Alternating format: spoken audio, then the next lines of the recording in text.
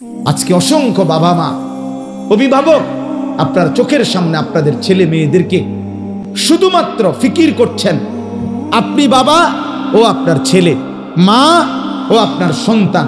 বাবা মা আর সন্তানের সাথে সম্পর্কের ভিত্তি উপার্জন।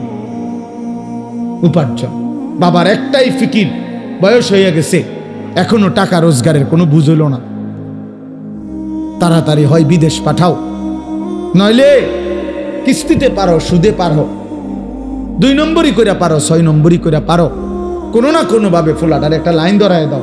লাইন মানে টাকা, লাইন ধরায় দাও মানে টাকা। 12 লাখ টাকা লাগবো ইটালি, কোনো অসুবিধা নাই। কোন দিন? সর্বোচ্চ 12 দিন সময়। চাচাই ঠিকই জমি বেচ চালাইছে 6 লাখ টাকা, 3 লাখ টাকা সুদে নিছে, 3 লাখ টাকা কিস্তিতে নিছে, নিয়ে 12 লাখ টাকার ব্যবস্থা 12 দিনের মধ্যে ব্যবস্থা হইয়া ফুতে ফ্লাইট হয়ে গেছে। মানুষের দ্বারে বলে দিছে খাস করে দোয়া করবেন, আল্লাহ আল্লাহ করে ফোলাগারে বিদেশ পাঠাইছে। অথচ সামনে তো আল্লাহ আল্লাহ করে পাঠান নাই, সুদে না পাঠাইছে। আমনে তো আল্লাহ আল্লাহ করে পাঠান নাই, কিস্তিতে পাঠাইছেন হারাম দিয়ে। হারাম কেন হারাম নিলেন? আমনে লুভি, দুনিয়া লুভি, আমনের সম্পদ লুভি। আমনের ফুতে বুঝছেন, আমনও বুঝছেন না আর কি। আমনের কলজার ভিতরে হইল ছেলে আমার টাকা উপার্জনের মেশিন, অরে দিয়া আমি যদি টাকা রোজগার করতে পারি তাহলে বিল্ডিং করতে পারবো, জমি কিনতে পারবো, দুনিয়া ভোগ করতে পারবো। আখেরাত আপনিও ভুলে গেছেন, আখেরাত আপনার সন্তানও ভুলে গেছে।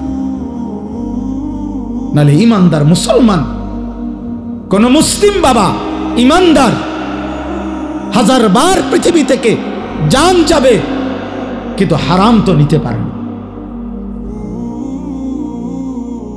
হারাম তো নিতে পারে না। ওই যে বললাম আমরা এটা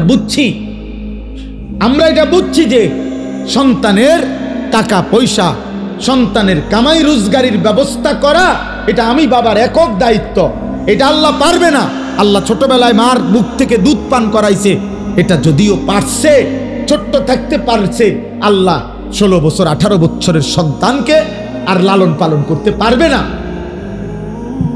নাই তো ইনসাফ করেন, নাহলে একজন বাবা এখন প্রতিবাদ করেন, যদি কেউ সুদ নিয়ে থাকেন, কিস্তি নিয়ে ছেলেরে বিদেশ পাঠাইয়া থাকেন, তো আমনে এখন দাঁড়াইয়া প্রতিবাদ করেন যে আমি আল্লাহর জন্য পাঠাইছি, আখেরাতের জন্য পাঠাইছি, সুদে